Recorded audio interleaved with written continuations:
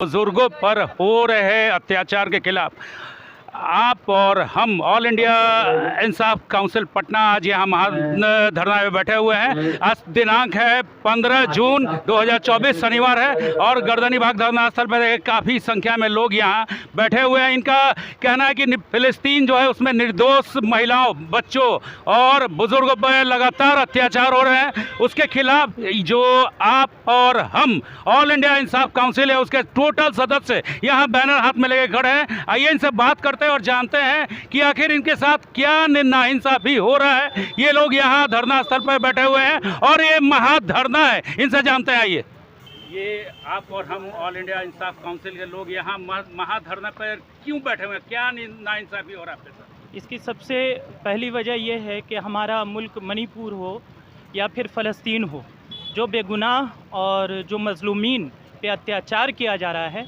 मैं अपने हिंदुस्तान के हुक्मरानों से ये गुजारिश करता हूँ, इल्तिजा करता हूँ कि इन जो 27,000 से ज़्यादा मज़लूमीन मारे गए, शहीद हो गए, उनको इसी तरह से अगर किया गया तो इसका मुस्बत पहलू नहीं बल्कि मनफी पहलू निकलेगा, ख़राब पहलू जाएगा। हम हिंदुस्तान से ऑल इंडिया इंसाफ काउंसिल के बैनर तले ये गुजारिश करते हैं कि हमें इसका हक़ दिलाया जाए अपने हिंदुस्तान के हुक्मरान से।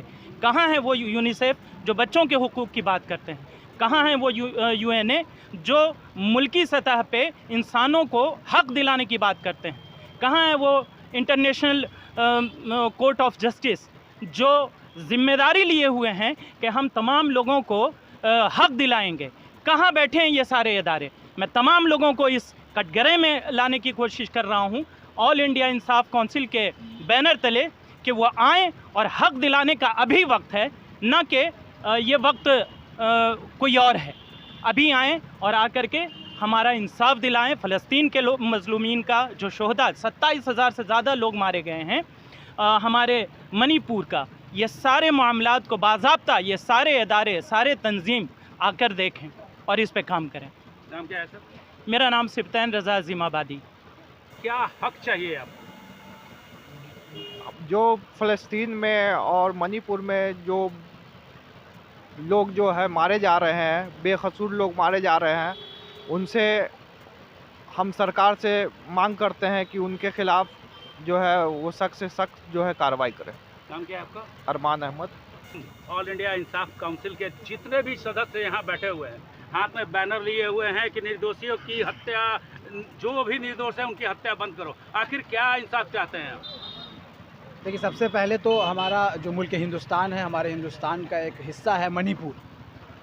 वो मणिपुर जो बरसों तक हंसता खेलता मणिपुर था, लेकिन वर्तमान के कई महीनों से मणिपुर जो है वो अमन और शांति की राह देख रहा है। हमारा देश, हमारा मुल्क हिंदुस्तान जो पूरी दुनिया में पावरफुल देश समझा जाता है, आखिर इस पावरफुल देश के सेकुलर हुक्मरान कहाँ हैं और क्यों इतने खामोश हैं कि मणिपुर आज भी जल रहा है और मणिपुर के लोग आज भी तबाह हो रहे हैं। साथ ही साथ फ़लस्तीन, जिसका एक दौर में, एक ज़माने में हिंदुस्तान से अच्छा रिलेशन रहा था, फ़लस्तीन का मुल्क हिंदुस्तान से अच्छा रिलेशन रहा। और महात्मा गांधी जी ही नहीं बल्कि अटल बिहारी वाजपेयी जी जब जनता पार्टी की रैली से फ़लस्तीन के सहयोग में बोल रहे थे तो उन्होंने भी फ़लस्तीन का सपोर्ट करते हुए, इसराइल ने जो फ़लस्तीन की ज़मीन पर कब्ज़ा कर रखा था, तो अटल बिहारी वाजपेयी जी जो भारत रत्न हैं, उन्होंने भी कहा था कि इज़राइल को फ़लस्तीन का कब्ज़ा किया हुआ ज़मीन छोड़ देना चाहिए। तो हमारे इन सारे सियासी हुक्मरान पूर्वजों ने फ़लस्तीन का सहयोग किया, मज़लूमों का सपोर्ट किया।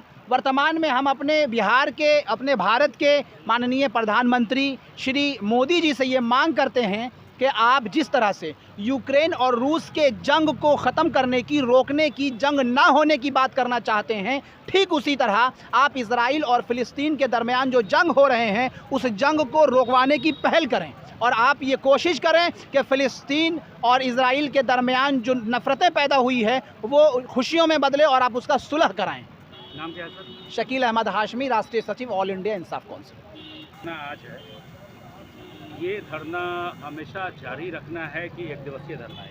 नहीं, ये तो आज जो कार्यक्रम जो है अपना पार्टी ने सेट किया है कि एक दिवसीय धरना है। ये बताना है धरने के माध्यम से कि हम लोगों को जागरूक कर रहे हैं कि लोग इंसाफ के लिए बात करें और किसी भी जेनोसाइड का ये जो संस्थाएं जो चला रहा है इजराइल, ये फ़िलिस्तीन को जेनोसाइड कर रहा है कि उसको जेनोसाइड कर करके उसको ख़त्म कर करके हम जो उसके ज़मीन को कब्जा कर लेंगे।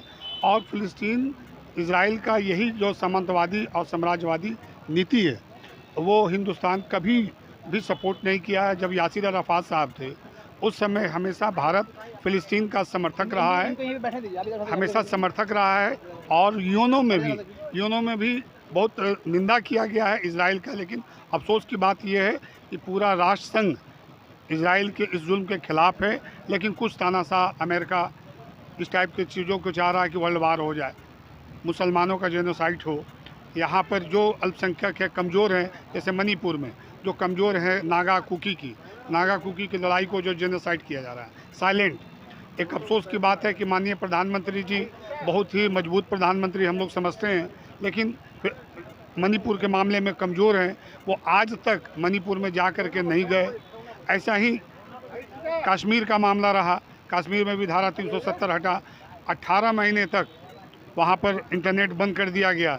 वहाँ भी मानवाधिकार की बातें नहीं हो रही है। वहाँ भी कितने रेप हुए, किसी को सज़ा नहीं हो रही है। मणिपुर में ये घटनाएं तब सामने आई कि जब 5 महीना बाद एक औरत को नंगे कर करके जो है लाया गया, जबकि हमारी द्रौपदी का चीरहरण हुआ तो पूरा युद्ध हो गया। लेकिन एक वही सीता का, द्रौपदी का चीरहरण हो रहा है तो भारत के जितने भी सेकुलर पार्टियां हैं खामोश हैं। उसके लिए हम लोग साथ हैं। कोई भी किसी भी हिंदू मुस्लिम किसी के खिलाफ कोई भी बातें होंगी उसके लिए इंसाफ काउंसिल जो है खड़ा रहेगा। और हमें अपने आइन पर, कॉन्स्टिट्यूशन पर बहुत ही विश्वास है कि इसमें बहुत सारा है कि उस पर सख्ती से जो है आर्मी डिप्लाई कर करके शांति व्यवस्था कायम की।